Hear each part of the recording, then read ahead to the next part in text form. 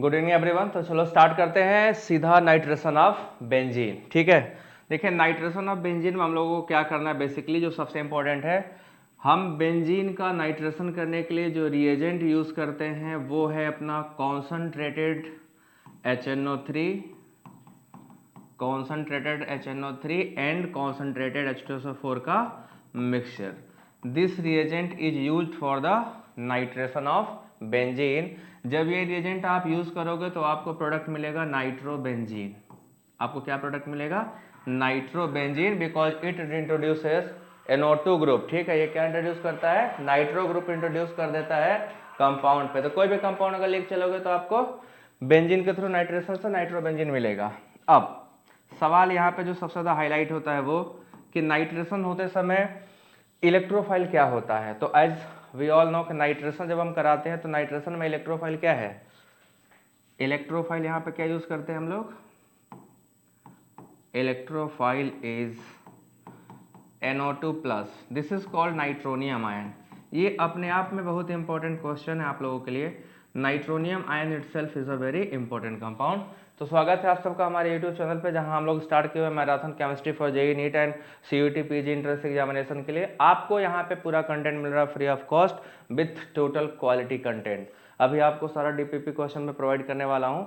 Last lecture में हमने bromination खत्म किया था और आज हम लोग कंटिन्यू करे हुए हैं नाइट्रेशन ऑफ बेंजीन, और इसी के दौरान हम लोग पढ़ेंगे sulphonation as well as Friedel Crafts reaction.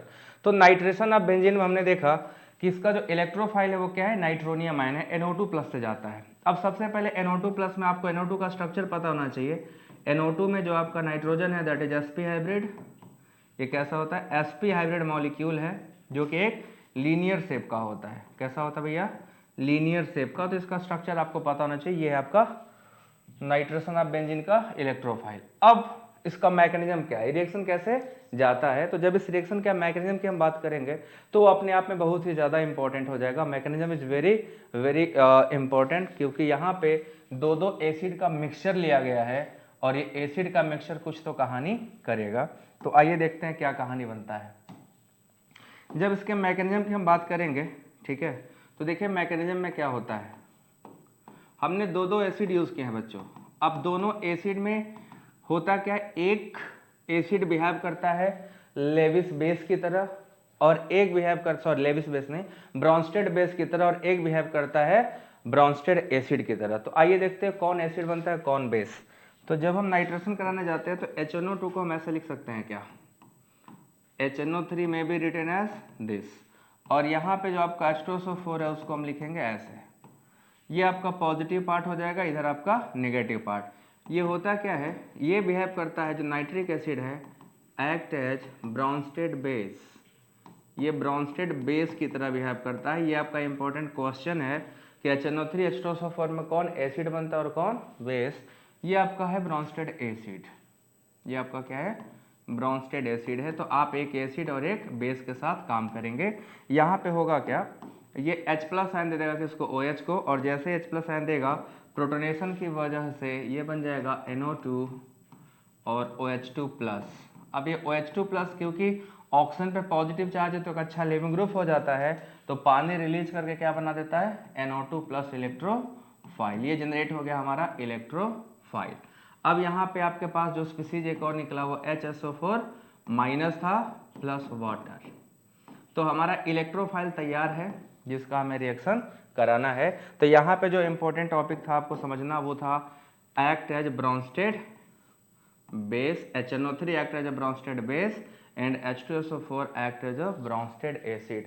तो यहाँ पे आपको डिफरेंशिएशन करने आना चाहिए कौन सा एसिड की तरह बिहेव करता है और कौन सा बेस की तरह, because this mechanism itself is a very important. ठीक, अब देखो यहाँ पे जब हम रिएक्शन कराएंगे तो होगा क्या? अब इलेक्ट्रोफाइल अपने को मिल गया है तो करना कुछ नहीं है, बस NO2 को इस पर अटैक कराएंगे, है ना। NO2 प्लस आएगा बेंजीन पर अटैक करेगा, है ना। बेंजीन पे जब अटैक होगा तो आपको क्या मिल जाएगा? पहले तो आपको सिग्मा कॉम्प्लेक्स मिलता था, वो पूरा स्टेप H से चलेगा। ये H यहाँ पे पॉजिटिव चार्ज ये बना रहेगा। उसके बाद जो HSO4 माइनस है, मैं इसको शॉर्टकट में कंप्लीट कर रहा हूँ, ठीक है। ये अपना H वापस ले लेगा, डबल बॉन्ड को क्या कर देगा? दे देगा। तो आपको मिलेगा nitrobenzene. We are obtaining nitrobenzene as a product. तो आपको ये रिएक्शन कंप्लीट होते हुए दिखाई देगा, नाइट्रोबेंजीन बनते हुए आपको दिखाई देगा। जो आपने पीछे भी पढ़ा है बहुत आसानी से आपको समझ में आएगा। अब मेरा एक क्वेश्चन है आप लोगों से, ठीक है, एक क्वेश्चन है,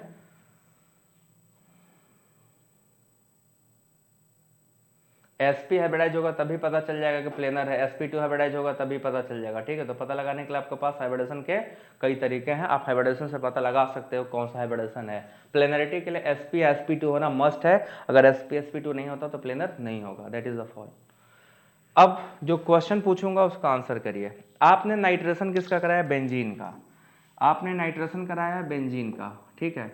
तो अगर हम रेट ऑफ ESR कराएं, फिर से एक बार नाइट्रेशन कराना चाहते हैं, नाइट्रेशन किया आपने, नाइट्रोबेंजीन बन गया, नाइट्रोबेंजीन बन गया। अब अगर हम इसको फिर से नाइट्रेशन कराएं, फिर से नाइट्रेशन कराएं, तो मुझे ये बताइए किसमें नाइट्रेशन का रेट ज़्यादा होगा? ए वाले में नाइट्रेशन का रेट ज़्यादा हो जाएगा या बी वाले में? अगर हम फिर से इसी को नाइट्रेशन कराने जाएंगे तो जिसमें NO2 लग गया उसका रेट ज़्यादा तेजी से बढ़ेगा या जिसमें NO2 नहीं लगा उसका रेट बढ़ेगा? किसका बढ़ेगा भाई लोग बताओ? अगर हम इसमें फिर से नाइट्रेशन कराना चाहें then what will be rate difference in A and B? Let me know. कोई भी बताए, जिसको पता हो बता सकता है, कमेंट करो फटाक से, आंसर करो सभी लोग। अब आपको स्क्रीन बहुत साफ दिख रहा होगा ना, आई विश कि आपको बहुत अच्छा क्लियरिटी दिखाई दे रहा हो, as I am working consistently for you. Answer बताइए सभी लोग।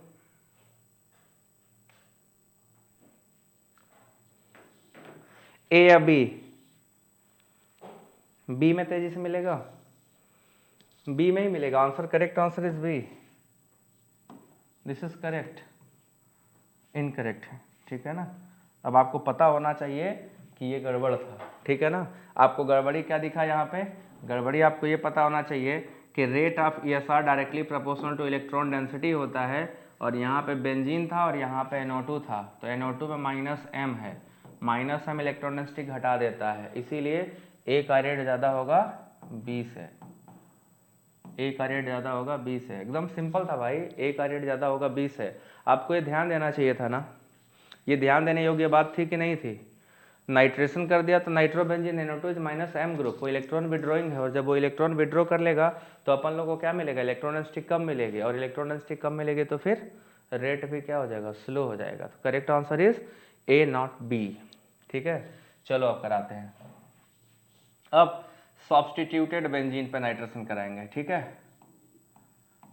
सब्स्टिट्यूटेड बेंजीन पे नाइट्रेशन कराएंगे और देखते हैं प्रोडक्ट क्या मिलता है। तो जो अपने सब्स्टिट्यूटेड बेंजीन है उन पे नाइट्रेशन कराएंगे तो क्या प्रोडक्ट मिलेगा ये पता लगाने जा रहे हैं हम लोग, ठीक है। सो सबसे पहले टॉलुइन पे, एज वी ऑल नो कि टॉलुइन क्या आर्थो पैरा डायरेक्टिंग है, तो अगर इस पे हम नाइट्रेशन कराते हैं HNO3 in the presence of H+। लिखने का मतलब यहाँ पे सीधा सीधा है, हमने कॉन्सेंट्रेटेड H2SO4 ही यूज़ किया है, बस इसीलिए मैंने लिख दिया। तो अपने को प्रोडक्ट मिलेगा ऑर्थो और पैरा, ठीक है। We will obtain product at ortho nitrotoluene plus para nitrotoluene, para nitrotoluene, क्योंकि नाइट्रो बल्कि ग्रुप है, नाइट्रो बल्कि ग्रुप है, इसलिए क्या होगा? पैरा वाला मेजर होगा और ये क्या हो जाएगा? माइनर हो जाएगा। ये बल्किनेस की वजह से, ज़्यादा बल्कि ग्रुप होगा तो रिपल्सन की वजह से क्या होता है? वो माइनर हो जाता है, और दूर होता है तो क्या होता है? वो मेजर हो जाता है। ये आपका नाइट्रोबेंजीन में है। अब अगर आपसे मान लो पूछ ले सीधे सीधे हम, how will you convert toluene into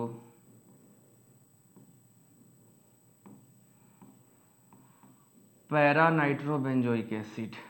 toluene को हम पैरा नाइट्रोबेंजोइक एसिड में कैसे कन्वर्ट करें?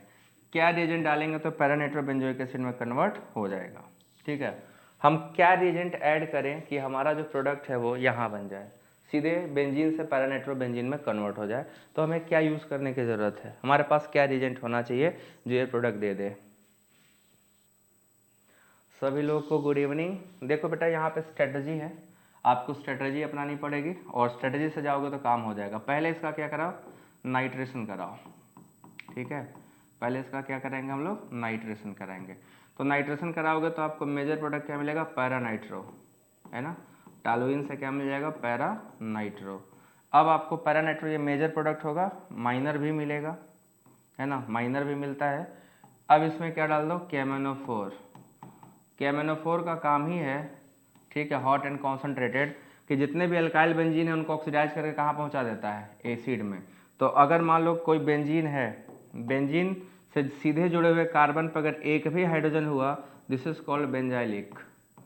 अगर कोई भी एक भी हाइड्रोजन हुआ तो KMnO4 उसको डायरेक्ट एसिड में कन्वर्ट कर देता है। ये इसकी खास प्रॉपर्टी है KMnO4 की, कि कहीं भी बेंजाइलिक होगा तो उसको तुरंत ही किस में कन्वर्ट कर देगा, एसिड में। That is the main property of KMnO4। ये आपका बहुत अच्छा ऑक्सीडाइजिंग एजेंट है, बहुत तगड़ा ऑक्सीडेशन करता है और आपको ये प्रोडक्ट मिलेगा। तो ये था नाइट्रेशन ऑफ इसमें टॉलुइन में। अब आते हैं इंपॉर्टेंट टॉपिक में, कुछ इंपॉर्टेंट टॉपिक है नाइट्रेशन ऑफ फिनॉल, ये बहुत ही ज़्यादा इंपॉर्टेंट है। नाइट्रेशन ऑफ फिनॉल, यहाँ से कुछ इंपॉर्टेंट क्लू भी मिलेंगे आपको क्वेश्चन के लिए। तो नाइट्रेशन ऑफ फिनॉल करते हैं तो क्या होता है, ठीक है। नाइट्रेशन ऑफ फिनॉल करेंगे तो क्या बनेगा, देखो भैया नाइट्रेशन ऑफ फिनॉल में बड़ी स्पेसिफिसिटी है, बिकॉज OH ग्रुप जो है फिनॉल का, that is a highly activating group. वो इतना ज़्यादा एक्टिवेट कर देता है कि नाइट्रेशन मल्टीपल टाइम हो जाता है, ठीक है ना। और जब मल्टीपल टाइम होता है तो आपको प्रोडक्ट भी क्या मिलेगा, ढेर सारे प्रोडक्ट मिलेंगे। तो देखिए कैसे कैसे प्रोडक्ट मिलते हैं। यहाँ पे अगर आपने फिनॉल लिया, ठीक है, आपने फिनॉल लिया और फिनॉल पे आपने डाल दिया कॉन्सनट्रेटेड HNO3। यहाँ पे अगर आपने डाल दिया कॉन्सनट्रेटेड HNO3 तब तो भैया बवाल हो जाएगा। और अगर आपने डाल दिया डाइल्यूट HNO3 तब थोड़ा कंट्रोल्ड रिएक्शन होता है, ठीक है। यहाँ पे बनता है पिक्रिक एसिड। क्या बनता है, पिक्रिक एसिड। अब NCERT की एक लाइन है, कभी अगर पढ़ा होगा तो जाके देखिएगा, अभी मैं समझाता हूँ। ये पिक्रिक एसिड है, this is called picric acid. Uncontrolled reaction की वजह से क्या हो गया, पिक्रिक एसिड। और आपको इसका IUPAC नाम 2,4,6 try nitrophenol, this is called picric acid, ठीक है। और यहाँ पे जो इल्ड होता है, ये इल्ड बहुत ही कम होता है, अराउंड 60 to 70% ही बनता है। अब देखो यहाँ पे एक इम्पॉर्टेंट बात ये आ गया कि ये रिएक्शन हो तो रहा है बट इस रिएक्शन में यील्ड बहुत कम आता है। यील्ड क्या होता है, किसी भी रिएक्शन के दौरान जो बना प्रोडक्ट का जो अमाउंट है, that is called yield. Actually yield क्या हो, हाई होगा तो रिएक्शन अच्छा माना जाता है। अगर यील्ड पुअर है, कम बना है, तो रिएक्शन खराब माना जाता है, क्योंकि ज़्यादातर उसमें वेस्टेज हो जाता है और जिस भी रिएक्शन में वेस्टेज होगा वो खराब रिएक्शन माने जाते हैं, ठीक है ना। तो आप यहाँ पे देख रहे हो पिक्रिक एसिड कम बना। डाइल्यूट डालने से क्या होता है, डाइल्यूट डालने से ऑर्थो नाइट्रोफिनॉल बनता है, ortho nitrophenol plus para nitrophenol, ये दो नाइट्रोफिनॉल यहाँ पे मिलते हैं। अब सवाल आएगा ना आपके दिमाग में कि ऐसा क्यों होता है सर।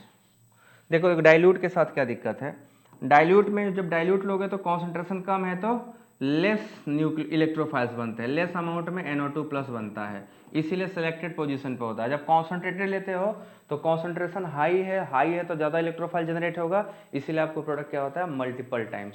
इंपॉर्टेंट बात यह है concentrated HNO3 is an oxidizing agent, एक ऑक्सीडाइजिंग एजेंट होता है। आप सबको पता होगा कि concentrated HNO3 act as an oxidizing agent, और इसी बिहेवियर की वजह से सिर्फ ये जो आपको दिख रहा है यील्ड घट गया 60 to 70%। अब हमको सवाल है कि भैया नुकसान हो रहा है, 30% का लॉस हो रहा है ना, उस लॉस को कैसे रिकवर करा जाएगा। तो उस लॉस को रिकवर करने के लिए जो रिएक्शन कराएंगे दैट इज कॉल्ड, वो आपको क्या करा देगा, यील्ड को बढ़ा देगा, ठीक है ना। तो हमारा ज़्यादा बेनिफिशियल है देन दिस। तो आइए देखते हैं कि आप किस तरीके से इसके यील्ड को बढ़ा सकते हो।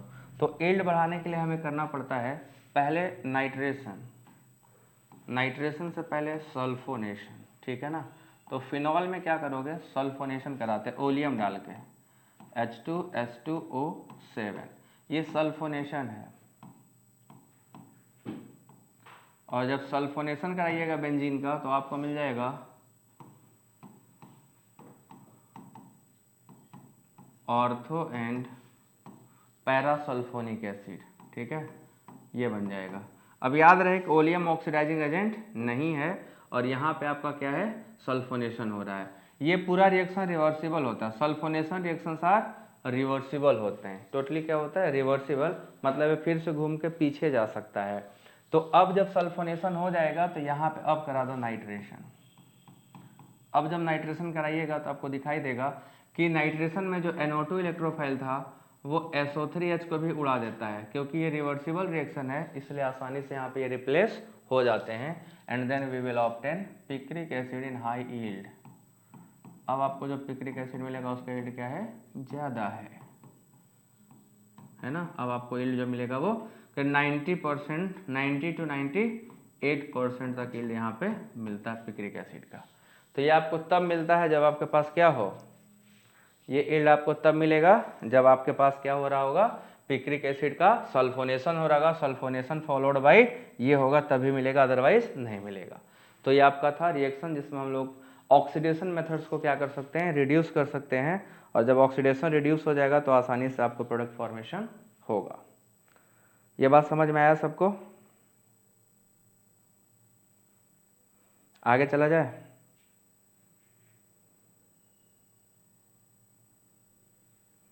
तो चलो नेक्स्ट चलते हैं इसके बाद का, ठीक है। नाइट्रेशन हो गया फिनॉल में। अब एक इम्पॉर्टेंट पॉइंट यहाँ पे आया था जिसको डिस्कस करना जरूरी है, ये मेजर और माइनर कौन था। तो आपका इसमें देखोगे ये प्रोडक्ट मेजर होता है, ठीक है, this is major one and this is minor one. एक मेजर है और एक माइनर है, यहाँ से क्वेश्चन पूछा जाता है, ठीक है।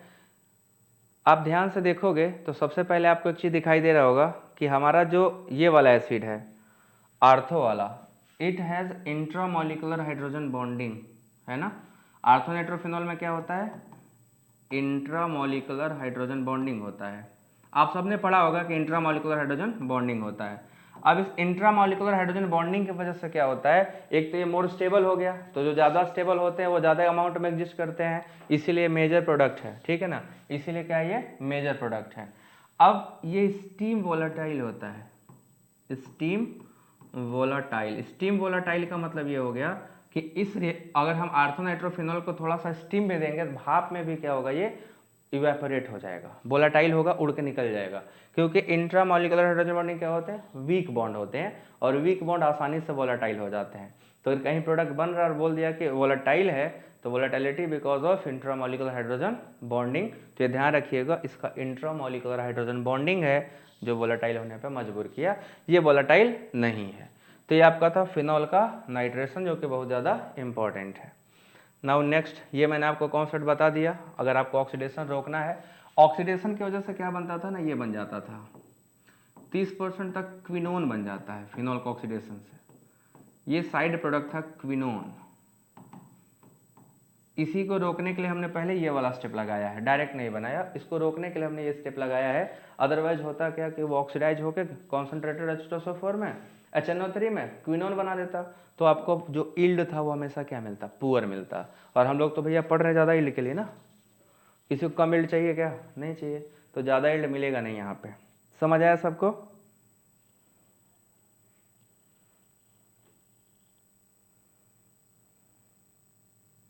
यहाँ तक सबको क्लियर हुआ? अब चलो आगे चलते हैं नेक्स्ट। अब हम लोग पढ़ेंगे nitration of aniline, very very very important, nitration of aniline. ये भैया एकदम दिमाग हिला कर रखने वाला है, इससे बहुत बार क्वेश्चन आ चुका है, ठीक है ना। नाइट्रेशन ऑफ एनिलीन से बहुत बार क्वेश्चन आ चुका है, क्योंकि इसके नाइट्रेशन का अलग ही कहानी है। इसके नाइट्रेशन में कुछ और भी प्रोडक्ट बनेंगे जो कि कॉम्पिटिटिव पॉइंट ऑफ व्यू से बहुत ज़्यादा इंपॉर्टेंट होने वाला है। अब देखो वो क्या है, ठीक है, देखिएगा क्या है। तो आप सबसे पहले देखोगे नाइट्रेशन ऑफ एनिलीन जब कराने जाएंगे तो ड्यूरिंग द नाइट्रेशन आपको यहाँ पे एनिलीन में मेटा, आर्थो, पैरा सारे प्रोडक्ट मिल जाते हैं। अब ये एक आश्चर्य वाली बात है, एनिलीन एक्चुअली में कौन सा डायरेक्टिंग था, आर्थो और पैरा, बट जब इसका कराएगा नाइट्रेशन, इसके नाइट्रेशन से आप जब कराओगे H2SO4 तो आपको इंटरेस्टिंग चीज ये मिलेगा, para product was form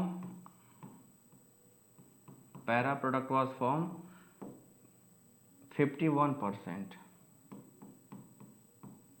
51% para बनता है प्लस 47% मेटा बन जाता है।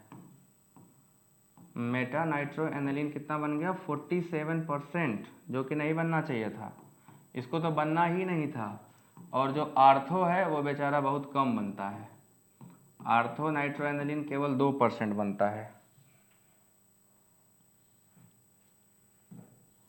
तो यहाँ पे आपको मिलेगा आर्थो नाइट्रो एनिलीन ये 2%, यहाँ पे जो बना 47% और ये 2%। अब देखो जरा यहाँ पे जो सबसे इम्पोर्टेंट कहानी है, NH2 group electron donating group है ना, प्लस M ग्रुप है, और प्लस M ग्रुप को प्लस M ग्रुप का जितना भी प्लस M ग्रुप आप देख रहे हो, ठीक है ना, प्लस M ग्रुप ये आर्थो पैराडायरेक्टिंग होते हैं। तो या तो ये पैरा बनना चाहिए था या तो ऑर्थो बनना चाहिए था, मेटा तो नहीं बनना चाहिए था। बट मेटा बना।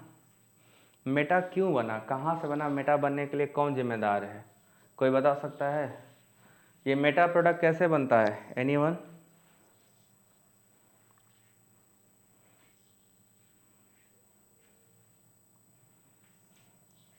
कोई बता सकता है इसमें से मेटा प्रोडक्ट कैसे बनता है? क्या ऐसा हुआ जिसकी वजह से मेटा प्रोडक्ट बनने पर मजबूरी हो गई? और who is responsible for meta product formation? चलो भैया बताओ जल्दी सभी लोग।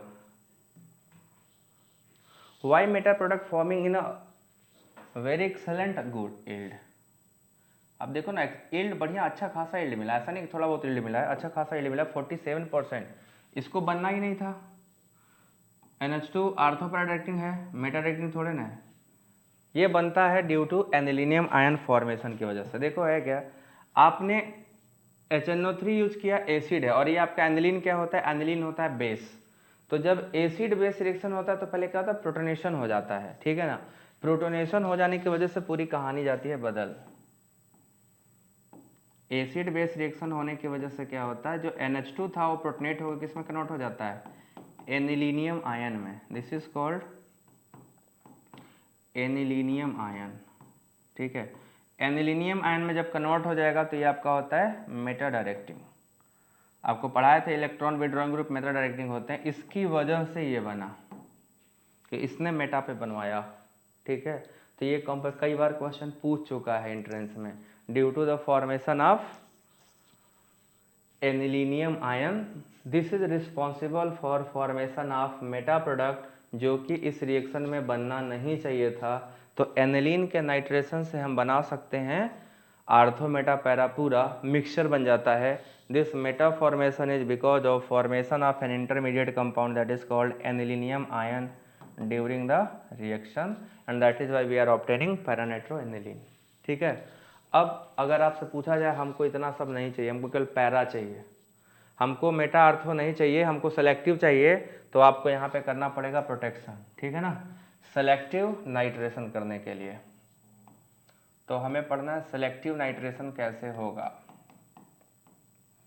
तो देखो सेलेक्टिव नाइट्रेशन कैसे होता है 1 by 1। अब यहाँ पे आपको सबसे पहले क्या करना पड़ेगा, प्रोटेक्शन करना पड़ेगा NH2 ग्रुप का, जिसको हम लोग बोलते हैं मास्किंग। प्रोटेक्शन बोल दो या मास्किंग ऑफ रिएजेंट बोलते हैं। तो आपको करना पड़ेगा सबसे पहले NH2 को मास्किंग, और मास्किंग करने के लिए हम यूज करेंगे यहाँ पे एसिटिक एनहाइड्राइड। ये पूरा आर्थो मेटा पैरा एनिलीन की वजह से बना है। अगर हम इस एनिलीन को पहले मास्क कर दें, मास्क करने के लिए हम लोग यूज करेंगे एसिटिक एनहाइड्राइड, ठीक है ना। ये आपको मास्किंग या इसी को प्रोटेक्शन भी बोला जाता है, प्रोटेक्शन, या this is also called masking. जैसे ये प्रोटेक्शन कराइएगा आपको क्या हो जाएगा, NH2 ग्रुप पे मास्क लग जाएगा, ये बन जाएगा NH C double bond O CH3। अब ये मास्क हो गया, NH2 ग्रुप क्या हो गया, मास्क हो गया, उसके NH को प्रोटेक्ट कर लिया गया है। अब वो उतना एक्टिव नहीं रह गया जितना NH2 में था। अब इसका आधा ही ग्रुप, अभी ये पूरा का पूरा रिंग पे जाता था, अब ये दोनों साइड क्या हो गया, इक्वली डिस्ट्रीब्यूट हो गया। तो मास्किंग के बाद अगर नाइट्रेशन कराओगे, ठीक है, अब यहाँ पे नाइट्रेशन करा लो आप लोग। तो यहाँ पे नाइट्रेशन कराइएगा तो आपको मेजर प्रोडक्ट 98% पैरा मिलेगा, पैरा नाइट्रो मिला आपका 98%। क्यों? क्योंकि ये बल्कि ग्रुप है, अपने आर्थो पे नहीं आने देता, बहुत ही कम अमाउंट आने देगा 2%। बाकी सबके सबको कहाँ भेज दिया? पैरा पे भेज दिया। अब जब ये पैरा पे चला जाएगा तो अब आपको क्या यूज़ करना है? यहाँ पे डी प्रोटेक्शन या अनमास्क करना है, तो वहाँ पे पानी डाल दो एसिडिक मीडियम में, एस्टर हाइड्रोलाइज हो जाएगा और अपन को क्या प्रोडक्ट मिलेगा?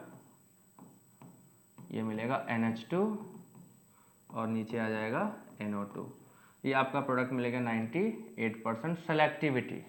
इसमें देखो आपको क्या मिल गया? सेलेक्टिविटी मिल गया। आपने एकदम पैरा को ही बना लिया, आर्थो अब इसमें बीच में नहीं कूदेगा। तो this reaction is very important for the conversion point of view को। How will you convert aniline into para nitro aniline? Direct nitration नहीं करा सकते हो, अगर आपने डायरेक्ट नाइट्रेशन कराया तो गया, सब बर्बाद। समझ आया सभी को यहाँ तक? नाइट्रेशन सबको समझ में आ गया? If there is any issue then let me know.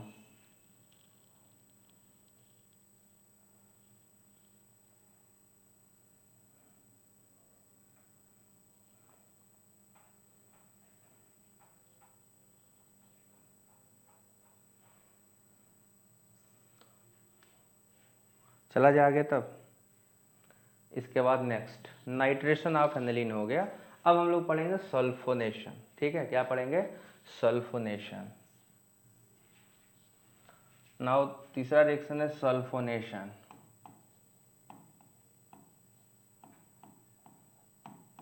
Sulphonation of benzene.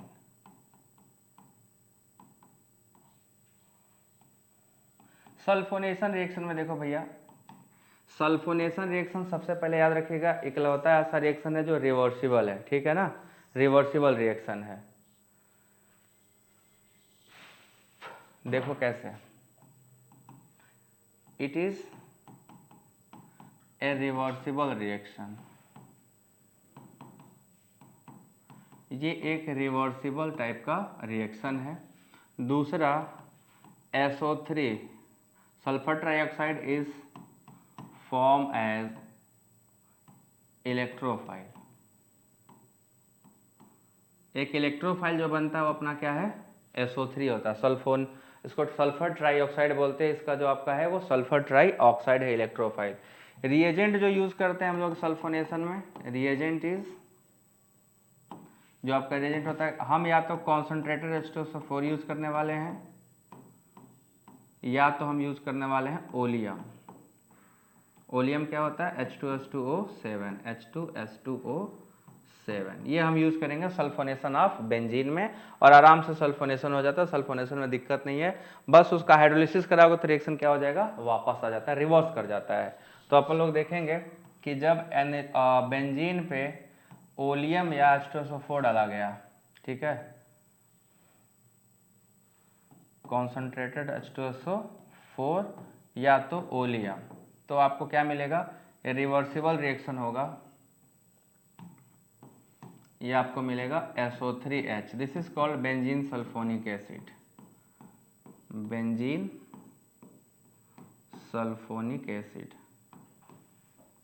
ठीक है, बेंजीन सल्फोनिक एसिड। अगर इसी बेंजीन सल्फोनिक एसिड में हम लोग क्या डाल दें? पानी डाल दें, ठीक है, वाटर डाल दोगे तो होगा क्या? वाटर फिर से यहाँ क्या करेगा? रिवर्सिबल कर देगा और बेंजीन को वापस पहुंचा के H2SO4 को निकाल देगा, H बन जाएगा। यही रिवर्सिबिलिटी है। यहाँ क्या होता है? This whole group is replaced by H।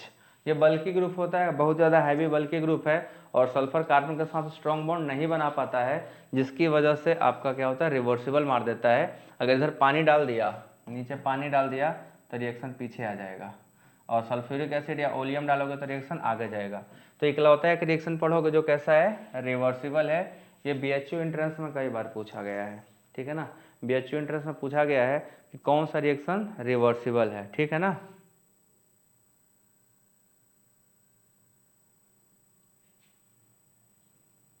अब आगे चला जाए तो अप टू दिस सबको क्लियर है? सल्फोनेशन भी हो गया आपका, हेलोजिनेशन भी हो गया, ठीक है, और नाइट्रेशन भी। Now most important Friedel craft reaction, ये थोड़ा सा ज़्यादा इंपॉर्टेंट है।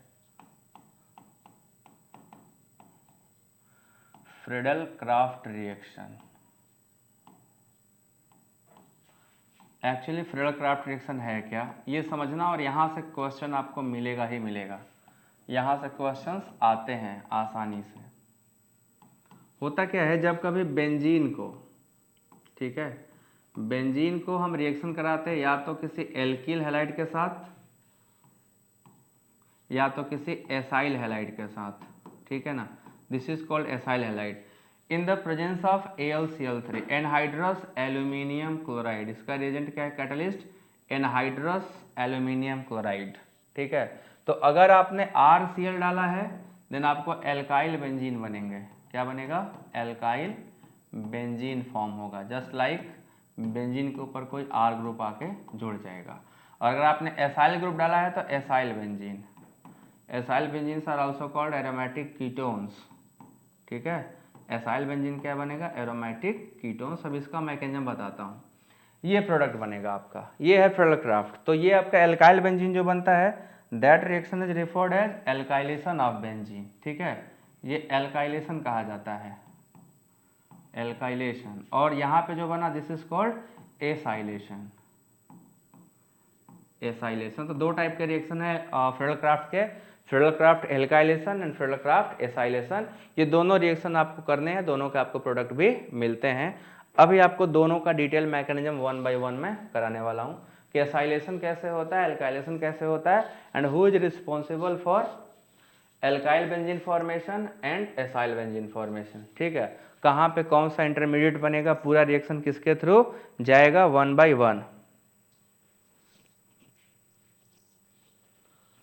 तो चलो स्टार्ट करते हैं। सबसे पहले FC alkylation, Friedel-craft alkylation.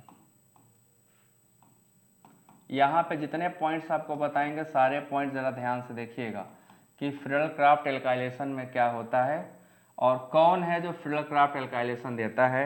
Intermolecular FC क्या होता है, इंट्रामॉलिक्यूलर फ्रेडल-क्राफ्ट क्या होता है, 1 बाय 1 हम दोनों चीज़ जानने वाले हैं सिस्टमैटिकली। तो स्टार्ट करो। देखो सबसे पहले क्या होता है, it is given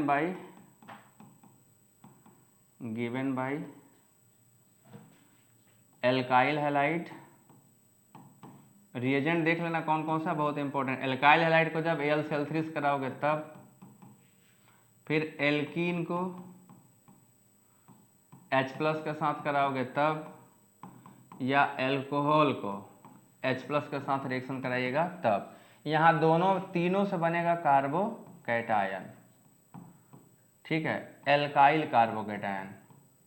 alkyl carbocation तीनों का इंटरमीडिएट होता है और यही आपका इलेक्ट्रोफाइल है, यही आपका इलेक्ट्रोफाइल है। तो आपको यहाँ साफ साफ दिख रहा होगा कि जब हम फ्रेडल-क्राफ्ट एल्काइलेशन कराने जाएंगे तो या तो एल्किल हैलाइड से रिएक्शन कराएं, या तो हम एल्कीन से कराएं, या तो एल्कोहल से। तीनों केस में आपका क्या बनेगा, एल्किल कार्बोकैटायन बनता है। और एल्किल कार्बोकैटायन बनने की वजह से आपको क्या दिखाई देगा, रीअरेंजमेंट होंगे, क्योंकि कार्बोकैटायन बना है तो रीअरेंजमेंट होगा। तो यहाँ पे पॉइंट लिखना है, कार्बोकैटायन इंटरमीडिएट होता है इसका, कार्बोकैटायन इंटरमीडिएट है, सीधा सीधा है, रीअरेंजमेंट होगा, रीअरेंजमेंट टेक्स प्लेस, रीअरेंजमेंट पक्का होगा, रीअरेंजमेंट टेक्स प्लेस, ठीक है। और चौथा है major product given by most stable carbocation, major product given by most stable carbocation. जो मोस्ट स्टेबल कार्बोकैटायन होगा वही आपका मेजर प्रोडक्ट देगा। इन सारी बातों का रखेंगे ध्यान, तभी हमको आएगा फ्रेडल-क्राफ्ट एल्काइलेशन, ठीक है। ये सारी इंपॉर्टेंट बातें हैं जो FC में होती हैं। अब चलिए 1 बाय 1 देखते हैं। सबसे पहले देखेंगे बेंजीन पर हम रिएक्शन कराने वाले हैं मेथाइल क्लोराइड का, CH3Cl का।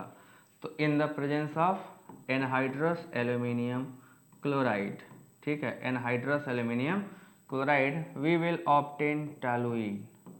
हमें क्या मिलेगा, टॉलुइन मिलेगा। अब फिर से आपसे एक सवाल पूछूंगा मैं, A है टॉलुइन बेंजीन और B है टॉलुइन।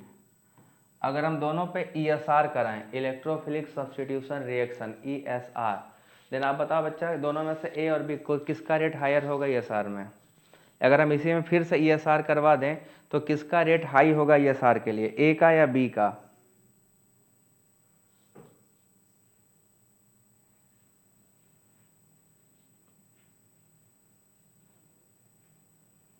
सभी लोग आंसर करें, which one is the correct, A और बी?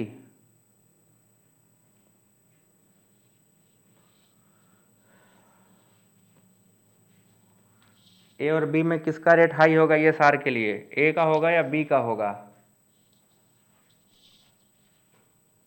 जिसमें इलेक्ट्रॉन डेंसिटी ज़्यादा होगी तो यहाँ पे आपको क्या दिखाई देगा, बी का रेट ए से बहुत ज़्यादा हो जाएगा। B has very high rate than A because methyl group is hyper conjugation करता है और मेथाइल हाइपर कंजुगेशन से इलेक्ट्रॉन देता है, और जब ये इलेक्ट्रॉन देगा तो आपको क्या दिखाई देगा, इलेक्ट्रॉन डेंसिटी बढ़ेगी, और इलेक्ट्रॉन डेंसिटी के बढ़ने से रेट क्या होगा, बढ़ जाएगा। And that is why B is more reactive than A. ये था पहला। अब अगर इसमें मैकेनिज्म की बात करोगे तो कुछ करना ही नहीं है मैकेनिज्म में, ठीक है। CH3Cl है, AlCl3 लेविस एसिड है, इसको ले आना है, इसके पास वैकेंट ऑर्बिटल होगा, ये पूरा Cl क्या करता है, अपना पेयर इलेक्ट्रॉन लेके इसके घर रवाना हो जाएगा और आपको मिलेगा CH3 कैटायन शुद्ध रूप से। यही आपका इलेक्ट्रोफाइल था, प्लस AlCl4 माइनस।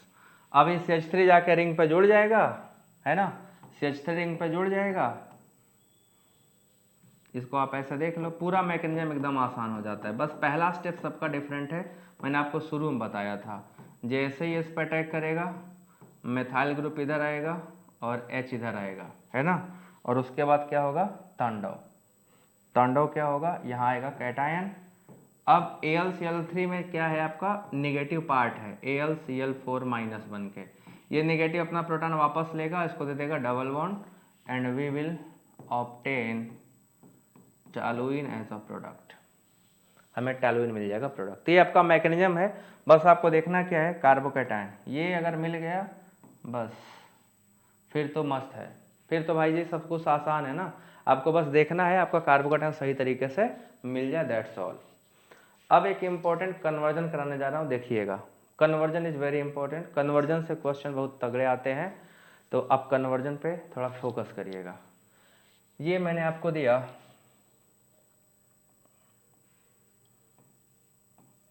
अगर आपको क्वेश्चंस करने हैं तो आपको अच्छे क्वेश्चन करने पड़ेंगे, और उसका मैं पूरा तैयारी करा दूंगा, आप चिंता ना करें। यहाँ पे मैंने AlCl3 डाला, हमारा X बनता है, X पे हम लोग डाल देंगे पहले oxygen and followed by water, hydrolysis कर दिया जाएगा, ठीक है। यहाँ बनता है X plus Y, X plus Y, X जो है, ठीक है, X जो है इसका रिएक्शन कराते हो, it turn blue litmus red, ये ब्लू लिटमस को क्या करता है, रेड कर देता है, और ये I2 और सोडियम कार्बोनेट के साथ येलो कलर देता है, येलो कलर देता है। हमें जानना ये है X क्या था और Y क्या था और Z क्या था।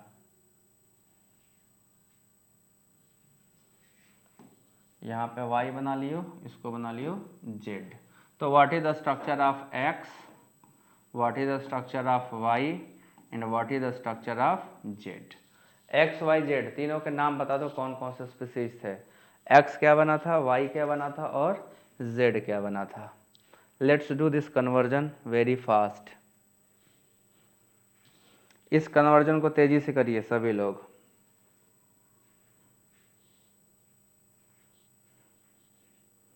चलो बच्चों जल्दी से बताओ आंसर क्या होगा, ए बी सी तीनों का, ए क्या होगा, बी क्या होगा, सी क्या होगा। अब आपको बहुत आसानी से पता होना चाहिए, ठीक है। ये तो क्वेश्चन बहुत ही, मतलब एक तरीके से बोले तो बहुत इंपॉर्टेंट क्वेश्चन है। ये क्वेश्चन ज़्यादातर आपको एग्जामिनेशन में ऐसे क्वेश्चन फेस करने मिलेंगे। अब ए बी सी क्या था बस इतना बताना है, सॉरी एक्स वाई जेड क्या क्या है, X what is X, what is Y, what is Z.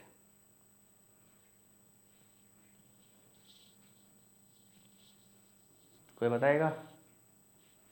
ए था आइसोप्रोपाइल बेंजीन, एक्स था sorry, X was this isopropyl benzene also known as cumene, ये एक्स होता।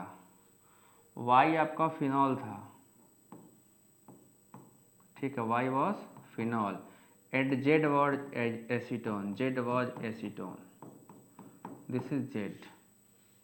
तीनों प्रोडक्ट यही बनते। अब सवाल ये है आपके दिमाग में आएगा कैसे, X cumin, Y phenol, Z acetone. Exactly correct है वर्षा, यही है। अब मैकेनिज्म देख लो कैसे कैसे गया, ठीक है ना। इसका मैं मैकेनिज्म करके दिखाऊंगा पूरा प्रॉपर, आप देखने के लिए तैयार रहो।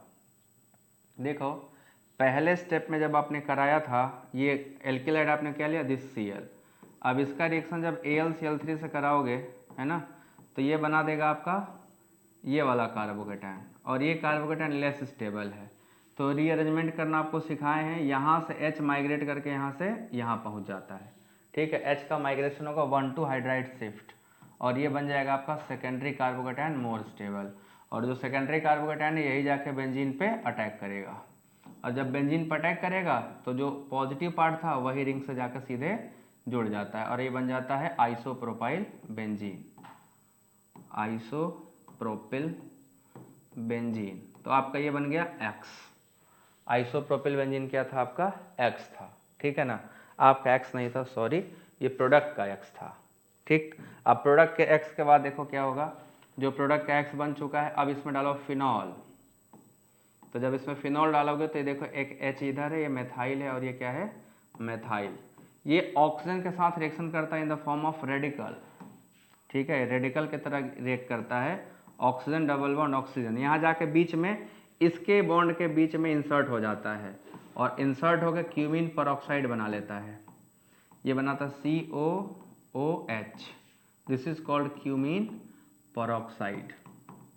और एक क्यूमीन परऑक्साइड का जब हाइड्रोलिसिस कर दोगे H2OH+ तो बना लेगा फिनॉल प्लस एसीटोन। क्योंकि ये वाला बॉन्ड देखो ऐसे आता है, ये वाला पूरा रिंग जो है फिनॉल का पूरा रिंग यहाँ से माइग्रेट करके इससे इसके यहाँ चला जाता है, और ये वाला बॉन्ड टूट के यहाँ आ जाता है।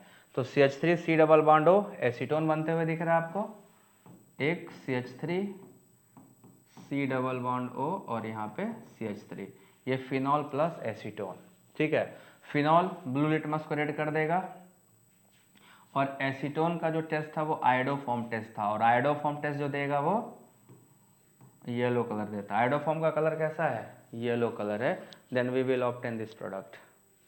1 बाय 1 सारा कुछ देख लो, ठीक है, 1 बाय 1 सब कुछ देख लो आप। ये आपका कंप्लीट रिएक्शन हो गया। कन्वर्जन भी आपको समझ में आ गया होगा कि फ्रेडल-क्राफ्ट एल्काइलेशन में कैसे कैसे कन्वर्जन्स भी हम लोग कर सकते हैं। समझ आया। बस क्या बनाना आना चाहिए, कार्बोकैटायन। अगर कार्बोकैटायन आ गया तब तो लो भैया मजे हैं आपके। आया समझ में सबको ये वाली बात, दोनों चीजें। अब नेक्स्ट चलें। अब जो नेक्स्ट पढ़ाना है आपको कन्वर्जेंस है, ठीक है। अब कन्वर्जेंस के लिए रहो तैयार, मैं आपको रिएक्शन दूंगा, आप करोगे कन्वर्ट। चलो हो जाओ शुरू।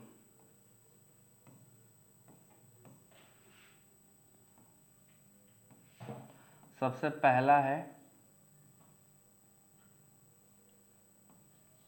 क्लोरोबेंजीन डालेंगे, दूसरे पे हम लोग फिर डालेंगे nitration HNO3 in the presence of H+, और थर्ड स्टेप में हम लोग डालेंगे उसके बाद O2 in the presence of water. यहाँ पे बनेगा X प्लस Y। X में हम लोग क्या कर देंगे, जो X है इसमें डालेंगे जिंक डस्ट, और Y वाले को कुछ नहीं करना है, ठीक है। Y वाले में डालेंगे हम लोग 2,4-DNP, चाहे 2,4-DNP भी मत डालो, पढ़े नहीं हो ना। इसमें हम लोग क्या डाल दिया जाएगा, Y वाले में, Y वाले का एडो फॉर्म ही करा लो, I2 सोडियम कार्बोनेट, ठीक है। जिंक डस्ट डालेंगे तो यहाँ पे जो बन जाएगा वो आपका P होगा, और P वाले पे फिर से हमें एक चीज़ कराना है, and that is called bromination, Br2 in the presence of FeBr3। हमें जो यहाँ पे Q मिलेगा, PQRS, सबका स्ट्रक्चर 1 बाय 1 चाहिए, कंप्लीट मैकेनिज्म के साथ सबका स्ट्रक्चर चाहिए कैसे बना, ठीक है। ये है ऑर्गेनिक, कन्वर्जन करना सीख गए, ऑर्गेनिक आ गया। चलो बच्चों बताओ, जो भी जिसको आता हो बताए फटाफट आना सबको चाहिए, है ना, सबको आना चाहिए, करने आना चाहिए। आपको पढ़ाए हैं, जो स्टेप नहीं आएगा वो स्टेप मैं बताऊंगा।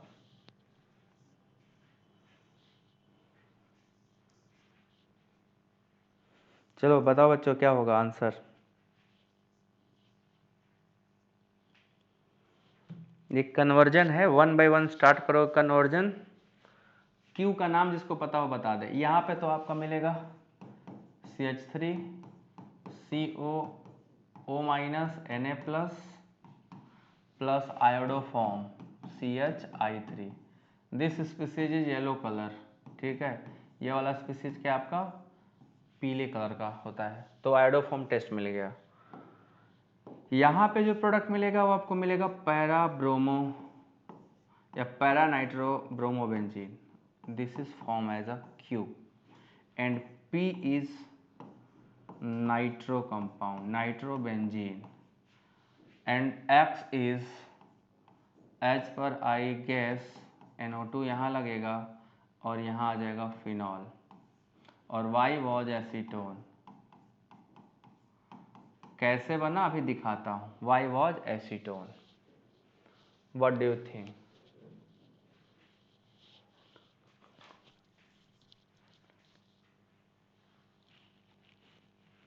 लिखा तो बेटा मैं क्लियर ही हूँ, साफ सुथरा है मेरे साइड से एकदम। ये प्रोडक्ट्स बनेंगे।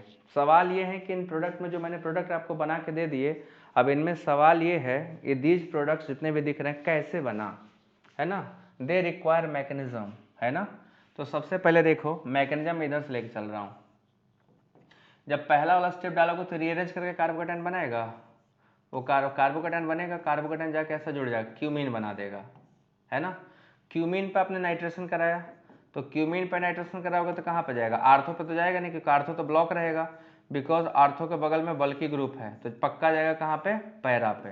तो बन गया पैरा नाइट्रो बेंजीन। फिर आपने इसमें क्या डाला, ऑक्सीजन। तो जब ऑक्सीजन डालोगे इन द प्रेजेंस ऑफ पानी तो आपको दो प्रोडक्ट मिलेगा, ये मिलेगा X का स्ट्रक्चर और फिर मिलेगा Y का स्ट्रक्चर, दोनों मिल गया पैरानाइट्रोफिनॉल प्लस एसीटोन। पैरानाइट्रोफिनॉल में जब जिंक डस्ट डालते हो तो जिंक डस्ट क्या करता है, ऑक्सीजन को निकाल लेता है फिनॉल से, फिनॉल का ऑक्सीजन को क्या करता है, गायब कर देगा, तो वहाँ ऑक्सीजन बचेगा ही नहीं, तो आपको क्या बचेगा, केवल नाइट्रोफिनॉल। P ये था नाइट्रोफिनॉल, सॉरी नाइट्रोबेंजीन, और नाइट्रोबेंजीन में ब्रोमिनेशन करा दोगे तो ये आर्थो पैराडायरेक्टिंग होता है। NO2 क्या होता है, ऑर्थो पैराडायरेक्टिंग। तो अपने आर्थो पैरा बोल रहा हूँ, गलत बोल रहा हूँ, मेटा डायरेक्टिंग होता है, ठीक है ना। तो वो अपने मेटा पे भेज देगा और आपको प्रोडक्ट क्या मिलेगा, मेटा। तो Q आपका क्या है, ये है, P आपका ये है, और प्रोडक्ट आपको देखो यहाँ से ये बना। तो ये आपका पूरे कन्वर्जन्स थे जो आप आसानी से कर सकते हो, है ना। ये कन्वर्जन आप सभी को करने आना चाहिए। Nitration, sulphonation, halogenation, everything should be clear to you. यहां तक समझ आया, बोलो बच्चों।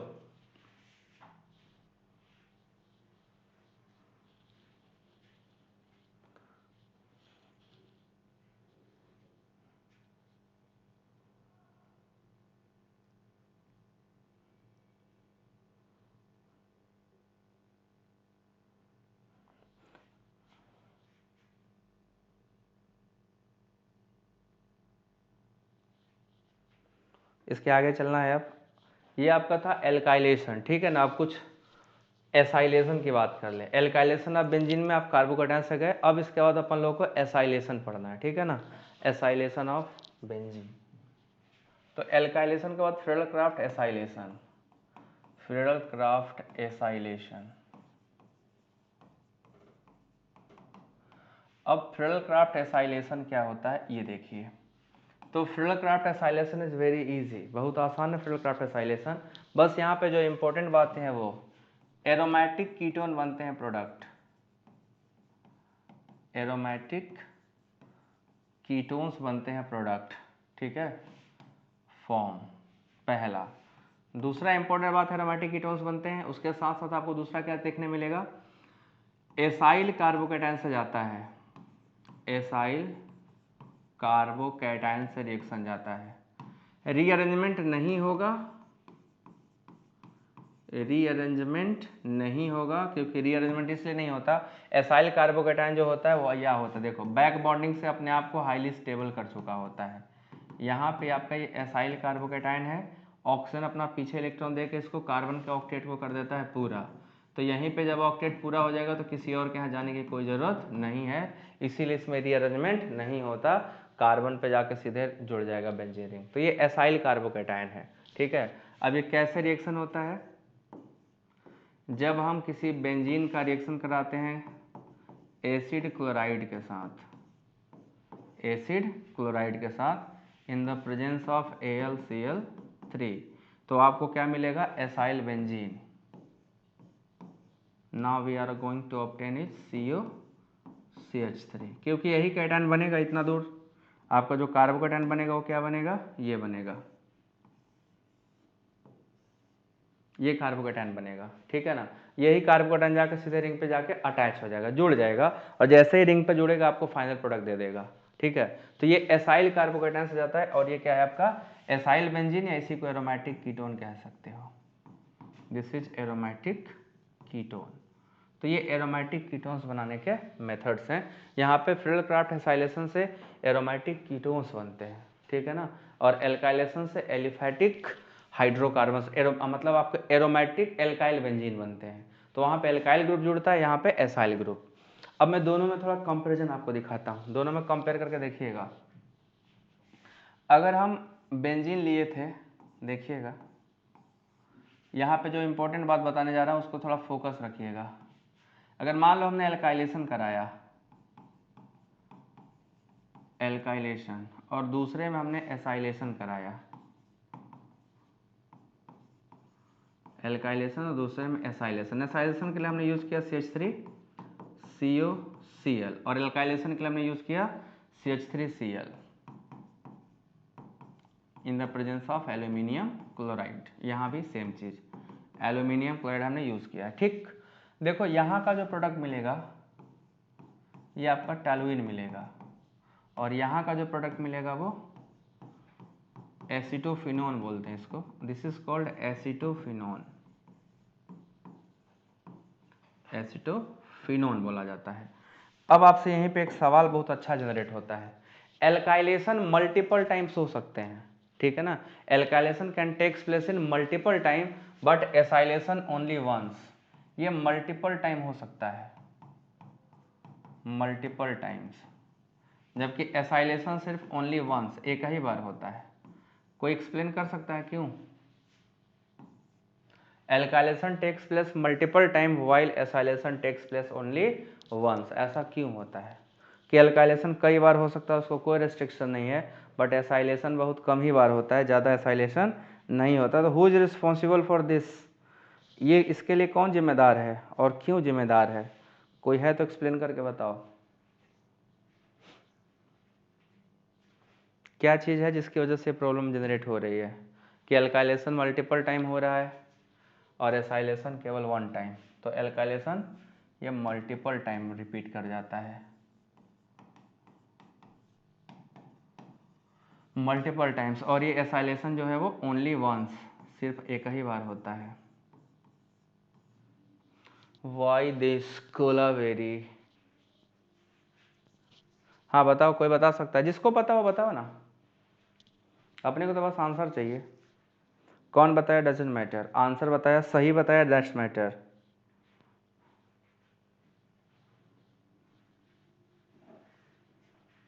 आए कोई बहादुर शेर? अरे गधों, सोचते क्यों नहीं हो? सिंपल सोचना था, आंसर करना था। सोचना इसमें क्या था? कुछ नहीं भाई, ये एक्टिवेटिंग ग्रुप है, ये एक्टिवेटिंग ग्रुप है। आप सब ने पढ़ा एक्टिवेशन करता है, एक्टिवेटिंग ग्रुप है, एक्टिवेट कर देगा। ये कीटोन इलेक्ट्रॉन विड्रॉइंग ग्रुप है ना, तो इलेक्ट्रॉन विड्रॉइंग ग्रुप क्या होता है? डीएक्टिवेटिंग। अगर इलेक्ट्रॉन डोनेटिंग ग्रुप जोड़ दोगे तो पहले से भी ज्यादा रिएक्टिव, तो ये हो गया ना, टैलुइन पहले से भी ज्यादा रिएक्टिव हो गया है ना, और ज्यादा तेज जाएगा। एक और मेथड डालोगे और इलेक्ट्रॉन डेंसिटी बढ़ाएगा और तेज जाएगा, तो आपको देखने मिलेगा मल्टीपल टाइम जुड़ता जा रहा है इलेक्ट्रॉन डोनेटिंग ग्रुप, रेट बढ़ता जाएगा, बढ़ता जाएगा। नीचे वाले में बेंजीन पे आपने एसाइलेशन कराया, अब एसाइल ग्रुप क्या करेगा, बेंजीन की इलेक्ट्रॉन डेंसिटी विड्रॉ कर लेगा, बेंजीन पे बचा कम इलेक्ट्रॉन डेंसिटी।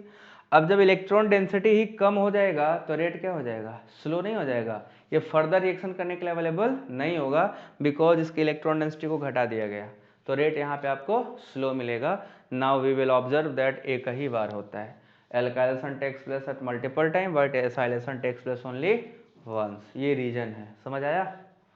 तो ये था आपका फ्रिडलक्राफ्ट एल्काइलेशन। अब कुछ इंपॉर्टेंट नोट है जो याद रखिएगा, ठीक है ना, कुछ इंपॉर्टेंट नोट है फ्रिडलक्राफ्ट में, वो याद रखिएगा। Some important note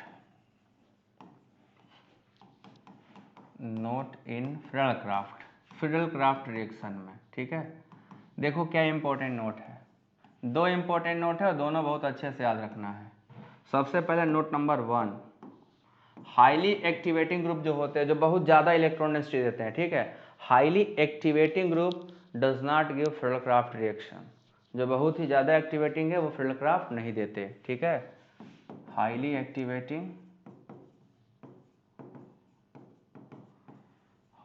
activating group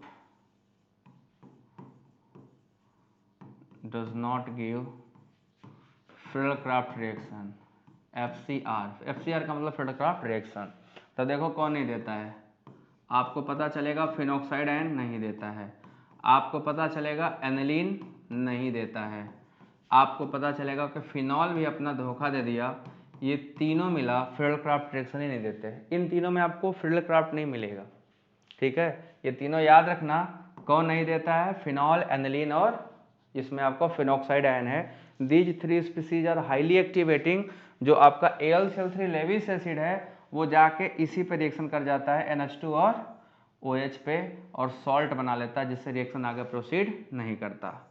और दूसरा हाईली डीएक्टिवेटिंग होगा तब भी नहीं करेगा, highly deactivating group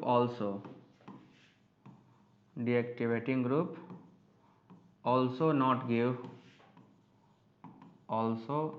give FCR Friedel Crafts reaction, वो भी नहीं देते, फ्रिडलक्राफ्ट रिएक्शन ये भी नहीं देते। अब इनमें देखो कौन कौन आता है, नाइट्रोबेंजीन कभी नहीं देगा, जिंदगी में नहीं देगा FCR। अब ये क्यों नहीं देता, क्योंकि जो हाईली डीएक्टिवेटिंग ग्रुप है पूरे रिंग से इलेक्ट्रॉन डेंसिटी को विड्रॉ करके बाहर कर देते हैं, और अगर किसी सिस्टम से इलेक्ट्रॉन डेंसिटी को निकाल के आप बाहर कर दोगे तो वहाँ पे इलेक्ट्रॉन डेंसिटी बचेगी बहुत कम, इलेक्ट्रोफाइल वहाँ जाना पसंद नहीं करेगा, and that is why they don't give FCR। ना तो साइनोबेंजीन देता है, ना तो एनिलीनियम आयन देता है, ना तो CF3 लगा होगा तब कोई देगा, CF3 is also highly deactivating, और ना ही आपको मिलेगा कार्बोक्सिलिक एसिड में, और ना ही मिलेगा एल्डिहाइड में, बेंजल्डिहाइड में। These groups are not able to give Friedel Crafts reaction. Highly activating होगा तो भी लफड़ा है, हाईली डीएक्टिवेटिंग होगा तो भी लफड़ा है। दोनों केसेस में आपको एक चीज़ कॉमन मिलेगा, ये दोनों FCR नहीं देते, इन दोनों में FCR नहीं होता है, ठीक है। हाईली एक्टिवेटिंग हो या हो highly deactivating, we are not going to obtain Friedel Crafts reaction. तो this is all about Friedel Crafts reaction. ये आपके लिए सबको तीनों इलेक्ट्रोफिलिक सब्स्टिट्यूशन था, आपको उम्मीद करता हूँ सबको समझ में आ गया होगा। आपने हाइलोजिनेशन पढ़ा, very important, nitration very important, sulphonation का बस रिवर्सिबिलिटी याद रखिएगा। अब कुछ अच्छे क्वेश्चंस थे जो मैं आपको बताने जा रहा हूँ, ठीक है ना, कुछ अच्छे क्वेश्चंस हैं जो कन्वर्जन पॉइंट ऑफ व्यू से इंपॉर्टेंट होते हैं, वो आपको बताना जरूरी है। तो पहले बताइए, इतना सबको समझ में आया, क्या इतना कॉन्सेप्ट सबको समझ में आ गया? अगर आ गया हो तभी क्वेश्चन कराएंगे। इसको आज ये खत्म हो गया, ये सार खत्म हो गया आपका, ठीक है, इलेक्ट्रोफिलिक सब्स्टिट्यूशन खत्म। अब हम लोग पढ़ेंगे इलेक्ट्रोफिलिक एडिशन रिएक्शन, ठीक है, सब्स्टिट्यूशन के बाद इलेक्ट्रोफिलिक एडिशन। तो पहले मेरे को बताओ ये सबको समझ में आया? एक बार 22 में से जितने बच्चे हो, क्या अपने आप को इंट्रोड्यूस कर सकते हो? Let me just for know कि कौन है, कहाँ से देख रहे हैं, कौन बच्चा है जिसको मैं जानता हूँ या वो मुझे जानता है कि नहीं, just for knowledge. Let me एक बार सब अपना कहाँ से कौन बता दो।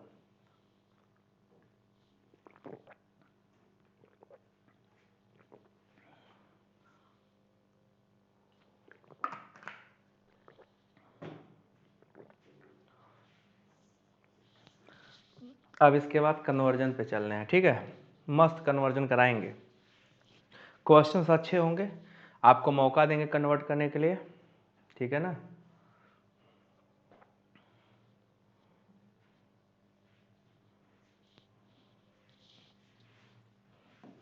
रेड कलर दिखेगा कि नहीं ये बताइएगा, ठीक है। मैंने बैकग्राउंड सेट कर दिया है आपके अकॉर्डिंग, अब आपको मजा आएगा।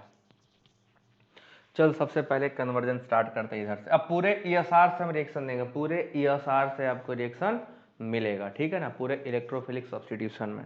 यहाँ से और भी कॉन्सेप्ट बिल्ड होंगे। सबसे पहले यहाँ पे लेना है CH ट्रिपल बॉन्ड CH, इसको पास करो रेड हॉट कॉपर ट्यूब से, red and hot copper tube से, बना लो X, ठीक है। फिर X को पास कर दो, X के ऊपर से पास कर लो CH3 CH2 Cl in the presence of aluminium chloride पहले, एंड देन सेकेंड में इसमें डाल दो KMnO4, KMnO4 थोड़ा सा गर्म कर देना, ठीक है, अल्कलाइन मीडियम में, बन जाएगा Y, X से बन जाएगा Y। नाउ जो Y बना है इस Y में डाल देंगे अपन लोग, Y में डालेंगे SOCl2, ठीक है, SOCl2 तो बनेगा Z। नाउ Z में दो चीज़ ऐड करूंगा मैं, एक H2PD इन बेरियम सल्फेट और दूसरा अमोनिया के साथ करूंगा गरम, अमोनिया के साथ हीट करेंगे तो बनेगा P और यहाँ बनेगा Q, ठीक है, ये बन गया P और ये बन गया Q, ठीक है। अब Q में डालेंगे हम लोग, Q जो बना है आपका, Q में हम लोग डाल देंगे ये bromine in NaOH Br2 plus KOH, और इसमें हम लोग डाल देंगे AgNO3 इन अमोनियम हाइड्रोक्साइड। जैसे अमोनियम हाइड्रोक्साइड डालोगे, ठीक है ना, आपको फिर से Y वापस मिल जाएगा, Y रीजनरेट हो जाएगा, है ना। तो Y क्या जनरेट होगा ये बताना है, और यहाँ Q के बाद R क्या बना, ठीक है ना। जो R बनेगा, R का स्ट्रक्चर, Y का स्ट्रक्चर, आपसे क्वेश्चन जो पूछ रहा है वो देखिएगा। क्वेश्चन ये है, arrange P Q R and PQR, ऐसे नहीं बना है ना, PQR and Y in decreasing ESR, PQR को डिक्रीजिंग ESR के रेट में अरेंज करना है, कर लो तो जाने।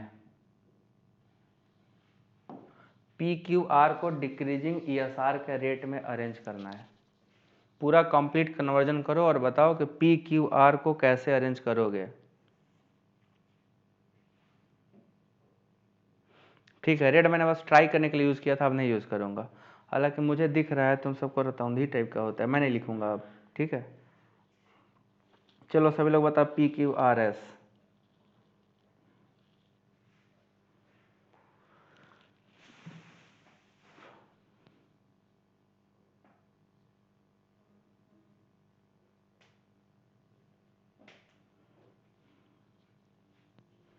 PQRS बता लो तो मज़ा आ जाए।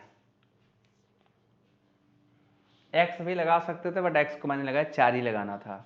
मैं सब बताता हूँ, आप कोशिश करना कन्वर्ट करने का, ठीक है। मैं सारा 1 बाय 1 बताने की कोशिश करता हूँ, ठीक है।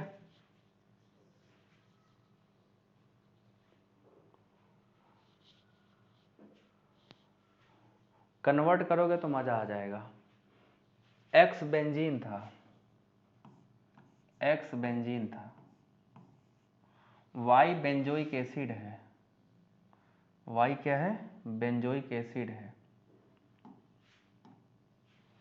ये Y है, और Y के बाद जो Z बनेगा वो बेंजोइल क्लोराइड होगा, COCl बनेगा। COCl में अगर अमोनिया के साथ गर्म कर दोगे तो अमाइड बन जाता है, this is called benzamide, benzamide बन जाएगा। फिर बेंजामाइड पे this reaction is called Hofmann bromamide degradation, this is called Hofmann, सबने पढ़ा होगा कभी जिंदगी में, ब्रोमामाइड डिग्रेडेशन, जो क्या करता है, अमाइड में से CO को गायब करा देता है। तो आपको R बराबर एनिलीन मिलेगा, R बराबर एनिलीन, और इसका नाम है Rosenmund reduction, this is called Rosenmund reduction. नाम सुना सुना सा लग रहा होगा, कई लोगों को याद नहीं होगा। रोजनमुंड रिडक्शन, रोजनमुंड रिडक्शन में क्या हो जाता है, आपका जो ये एसिड क्लोराइड है वो कन्वर्ट हो जाता है P बराबर बेंजल्डिहाइड में, बेंजल्डिहाइड बनाने का मेथड है, ठीक है। और बेंजल्डिहाइड में फिर से आपने ये टॉलेंस टेस्ट करा है, this is called Tollens test, Tollens test से आपका एल्डिहाइड ऑक्सीडाइज होकर फिर से बेंजोइक एसिड बन जाएगा वापस से, ठीक है। तो आपने देखा PQR क्या बना, 1 बाई 1 लिखते हैं। अपना जो आपका P था, P was benzaldehyde, P benzaldehyde बनेगा, ठीक है, दिस इज P। और जो Q बना that is benzamide, Q is benzamide. और बेंजामाइड के बाद R आपका एनिलीन बना है, R इज एनिलीन, PQR। और आपका इसके बाद क्या था, Y is benzoic acid, Y is benzoic acid. तो इसमें सबसे तेज ESR कौन देगा, the highest rate of ESR is observe with R का हाइएस्ट। देन आपका अच्छा विड्रॉइंग ग्रुप, सब अच्छे विड्रॉइंग ग्रुप है, अमाइड खराब है, तो R के बाद Q के बाद Y और Y के बाद P, ये आपका ऑर्डर होता। अब सवाल ये है कि इसमें से आप कितनी चीज़ें समझ में आई। अगर इसमें चीज़ें आपको समझ में आ गई कन्वर्ट करना, तो आप आराम से कन्वर्ट कर लोगे। पूरे रिएक्शन में एक एक करके समझा सकता हूँ, पूरा स्टेप 1 बाई 1 में समझा सकता हूँ, आप एक बार एक एक करके समझना स्टार्ट करिए।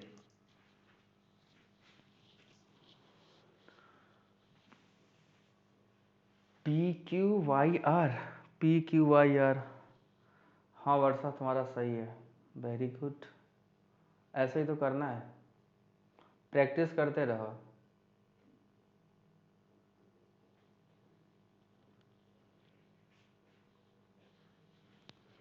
तो ये कन्वर्जन था, ये कन्वर्जन 1 बाई 1 करोगे स्टेप वाइज, ठीक है ना। तो स्टेप वाइज मैं आपको करके दिखाता हूँ, देखते चलो कैसे होगा। देखो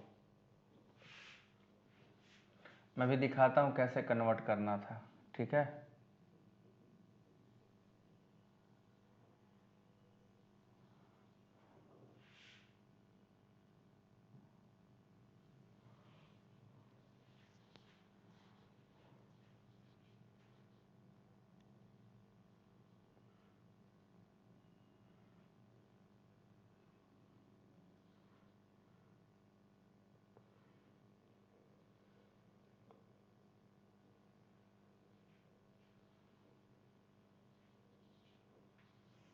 इसको कन्वर्ट करके 1 बाई 1 दिखाता हूँ, स्टेप वाइज स्टेप, ठीक है।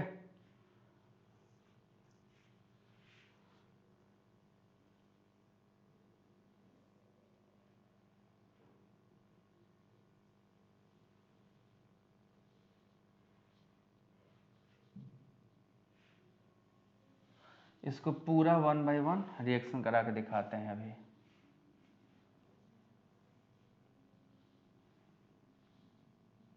चलो देखो कैसे कन्वर्ट हुआ, एक एक स्टेप देखो, सारा स्टेप 1 बाई 1 मैं आपको सिखाने जा रहा हूँ, ठीक है।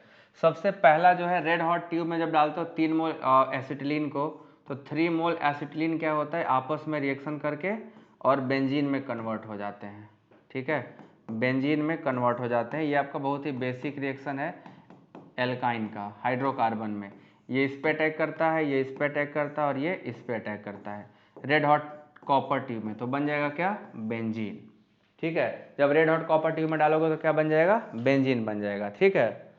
अब इसके बाद बेंजीन में आपने क्या डाला है, फ्रेडलक्राफ्ट एल्काइलेशन। तो जब फ्रेडलक्राफ्ट एल्काइलेशन डालोगे CH3 CH2Cl में, तो क्योंकि 2 ही कार्बन का है तो रीअरेंजमेंट होगा नहीं, बन जाएगा इथाइल बेंजीन। क्या बन जाएगा, CH3 CH2 इथाइल बेंजीन। अब इथाइल बेंजीन पे आप क्या कर दोगे, ये CH2 ये CH3, इथाइल बेंजीन पे KMnO4 डाल दोगे तो मैंने अभी पढ़ाया ना, बेंजाइलिक क्या होगा, पूरा ऑक्सीडाइज होके कार्बोक्सिलिक एसिड में कन्वर्ट हो जाता है, तो यहाँ क्या बन जाएगा, बेंजोइक एसिड, बेंजोइक एसिड बन जाएगा। ठीक है, वाई तक हम लोग चले आए, बेंजोइक एसिड अपना तैयार है। अब इस बेंजोइक एसिड में अपन लोग को क्या करना है, अलग अलग रिएक्शन, SOCl2 डाले हो बेंजोइक एसिड में, तो जैसे इसमें SOCl2 डाला जाएगा, बेंजोइक एसिड में SOCl2 डालोगे आप लोग, तो क्या होता है, जो OH है, बेंजोइक एसिड का जो OH है वो SOCl2 हटा देता है और OH की जगह Cl ला देता है, तो बेंजोइक एसिड में COO बचा और आ गया कौन सा, Cl। अब इस Cl से दो रिएक्शन कराए हैं। पहला रिएक्शन हम लोगों ने क्या कराया है, इसमें डाला H2PD इन बेरियम सल्फेट, ये जो था वो हाइड्राइड देता है, यहाँ से केवल H- मिलता है, ये H- इस पर अटैक करके Cl को रिलीज करा देगा, तो बन जाएगा बेंजल्डिहाइड, बन जाएगा क्या, बेंजल्डिहाइड। और इसी को अगर अमोनिया के साथ गर्म कर दोगे तो अमोनिया क्या करेगा, Cl को हटा देगा वहां से और खुद आ जाएगा, तो Cl हटेगा वहां पे अमोनिया आ जाएगा, तो क्या बन जाएगा ये C+O NH2, this is called benzamide. अब इसमें आपने टॉलेंस रिएजेंट डाला था, तो टॉलेंस रिएजेंट का काम क्या है, एल्डिहाइड को एसिड में कन्वर्ट कर देता है, तो जो आपका CHO था वो COOH में कन्वर्ट हो जाएगा। ठीक है, वो बन जाएगा बेंजोइक एसिड, तो सिंपल सा बेंजोइक एसिड में कन्वर्ट हो गया, फिर से वाई वापस आ गया। ठीक है ना, आपका ये वाई था, फिर से वापस, बट बेंजामाइड में जब हम डालेंगे ब्रोमीन और KOH, तो this reaction is called Hofmann bromamide degradation, और हॉफमैन ब्रोमामाइड डिग्रेडेशन में क्या होता है, जो CO ग्रुप है वो पूरा उड़ा दिया जाता है, तो आपको मिल जाएगा CO ग्रुप को उड़ते ही बचा क्या, NH2 एनिलीन मिल जाएगा। तो पूरा रिएक्शन स्टेप बाय स्टेप देखो मैंने करके आपको दिखा दिया, इसी तरीके से पूरा रिएक्शन होगा 1 by 1। आई होप कि आपको समझ में आया होगा। तो this is all about electrophilic substitution reaction. ठीक है, अब अपन लोग को पढ़ना है न्यूक्लियोफिलिक